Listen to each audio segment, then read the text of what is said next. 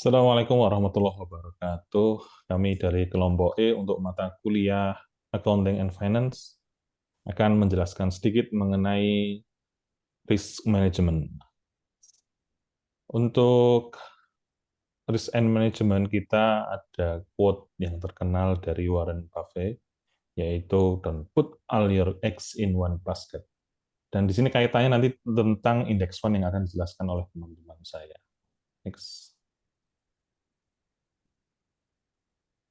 Permasalahan yang kita dapati mengenai trader problems, ini ada penelitian dari S&P menggunakan Stifa Scorecard pada 2019, mendapatkan 91% active trader atau individual itu mengalami underperform over 15 years of study. Jadi selama 15 tahun itu rata-rata 91% dari individual traders mempunyai performa yang kurang.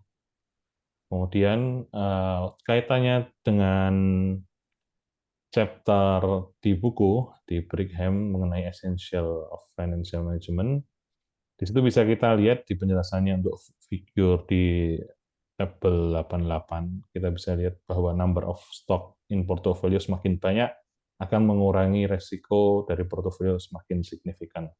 Kemudian untuk perbandingan mengenai contoh dari portofolio dan individual stock, bisa di next. Seperti ini individual stock, dilihat dari untuk data tahun 2022, kita bisa melihat yearly gain-nya atau kerugian yang didapatkan itu secara individual stock hingga di atas 2 digit semua. Sementara untuk yang indeks, dia hanya mendapatkan kerugian di bawah 2 digit atau hanya 1 digit saja.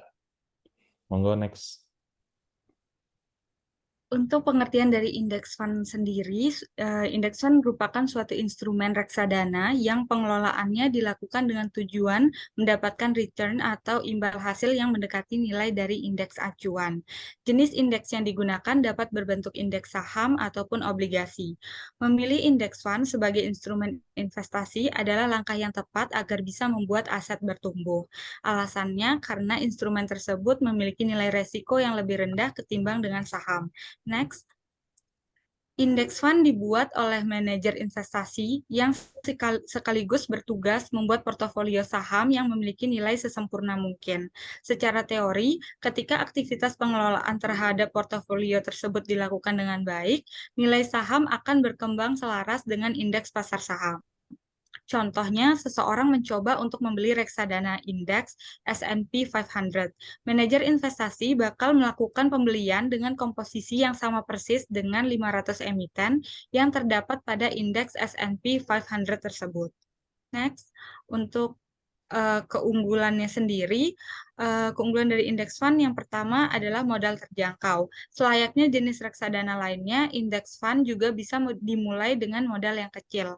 Karenanya, produk ini cocok dipilih oleh investor dari kalangan yang lebih luas. Kedua, profil risiko terbilang rendah. Investasi pada produk ini terbilang memiliki risiko yang cukup rendah karena adanya beragam diferensiasi produk saham yang terdapat di jenis reksadana ini. Kemudian yang ketiga, beban biaya minim. Dikarenakan manajer investasi hanya melakukan penyusunan portofolio di awal saja. Biaya yang dikenakan tidak begitu tinggi. Untuk kelemahannya sendiri, yang pertama mudah terpengaruh pasar terkait fluktuasi nilai, baik itu di kenaikan atau penurunan pada instrumen ini amat dipengaruhi oleh kondisi pasar serta ekonomi secara umum. Ketika trennya sedang meningkat, nilai dari reksadana ini juga akan meningkat, pun begitu sebaliknya. Yang kedua, tak memberi keleluasaan pada manajer investasi. Manajer investasi tidak bisa lagi mengelola atau mengubah komposisi portofolio ketika kondisi pasar berubah.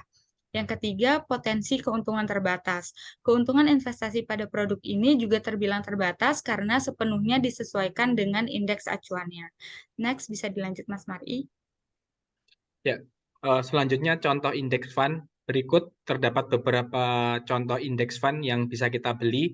Yang pertama ada S&P 500, yaitu mencakup 500 emiten perusahaan terbesar di US, kemudian Dow Jones Industrial Average dengan daftar 30 emiten blue chip-nya US, terus ada FTSE 100 berisikan 100 emiten perusahaan terbesar di Inggris, juga ada DAX yang berisikan 30 emiten dengan kapitalisasi terbesar di Jerman.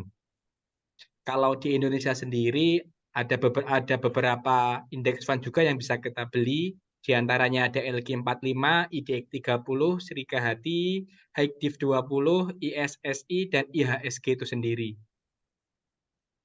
Kemudian terakhir dari kita, senior investor kelas dunia sangat menyarankan kita untuk menaruh portofolio kita di index fund. Index fund sangat cocok untuk investor pemula atau investor dengan profil risiko yang rendah. Karena secara risiko, index fund sangat rendah profil risikonya. Sekian dari kelompok kami untuk tugas mata kuliah Accounting and Finance. Kurang lebihnya mohon maaf. Wassalamualaikum warahmatullahi wabarakatuh.